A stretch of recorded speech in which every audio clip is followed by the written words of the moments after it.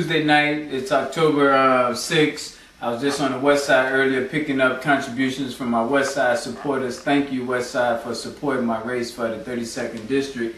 Now, the purpose of this video is about this. And the world has watched the young man who was beat to death. This is one of the people the police had arrested his brother for being one of the perpetrators of the incident. And in the Red Eye newspaper, they're talking about behind the violence, what's going on in the neighborhood. Now, what this murder occurred at, we call it Village 2874. That's what the Block by Block network calls it, and the 28 because that's the zip code and that's the area. Wallace, that's Eggleston, that's a couple other blocks in the area, right there in that specific village. But anyway, what I want to talk to us about is a lot of times we get upset and we act on emotions. And the fact of the matter is there's a lot of breakdowns that occurred before this murder happened. In that village in 60628 where they spend $22 million a month on the lottery. That zip code is one of the strongest zip codes with lottery expenditures in not only Chicago but in the nation. Only Chatham 60619 has more. So anyway, the resources are in that community. Yeah, we know they're poor. We know it's a lot of debates going on about the finger students, the kids from the so-called Ville, which we calling it 2874, not allowing the kids from Argyle Gardens to come over into that neighborhood. But my question to most people is, where are the adults?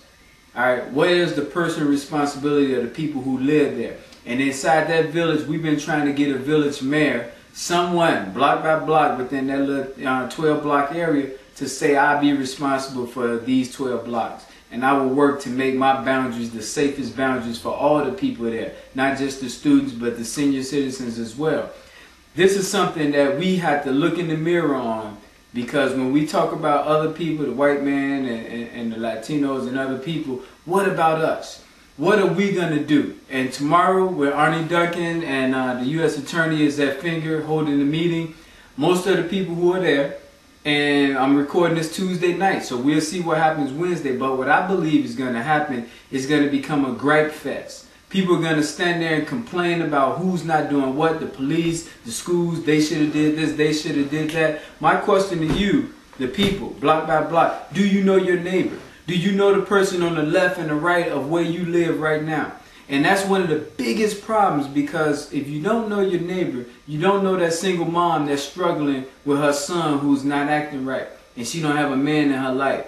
If you knew your neighbor, maybe you as a man can become a mentor to him. Or if you don't know your neighbor, maybe you don't know the little kids down there that's plotting to break into the senior citizen home tomorrow. So these are the things that block by block we have to do. And it's not an outsider mentality, it's what you're going to do inside.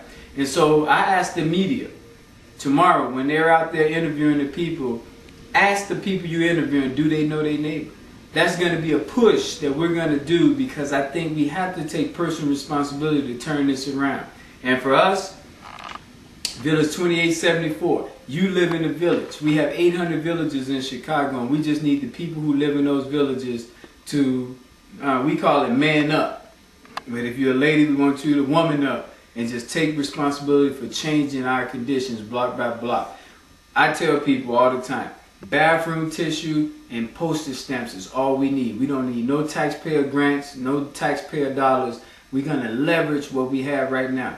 Under our charity, we have DePaul students right now volunteering to help make changes block by block in these high crime neighborhoods. That's leveraging relationships. There's so many tools out here that we're not even tapping into. We think it's all about money. And to all the non-for-profits that's asking for money and more funds, I ask you, what are you doing with the funds that you have right now? Where's the responsibility and accountability of the money that you have now? Do we have executive directors that's getting paid that live out in the suburbs and the safe zones?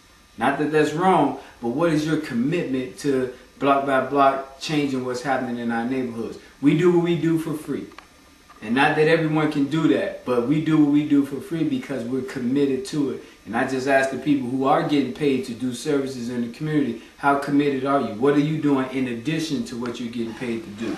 So that's going to be all for now. We're going to see how it goes tomorrow. But the people who beat this boy to death are victims, even though they are the ones who also caused his death as well. Because until we create this change, we're all just sitting ducks in an atmosphere that's waiting to take us out.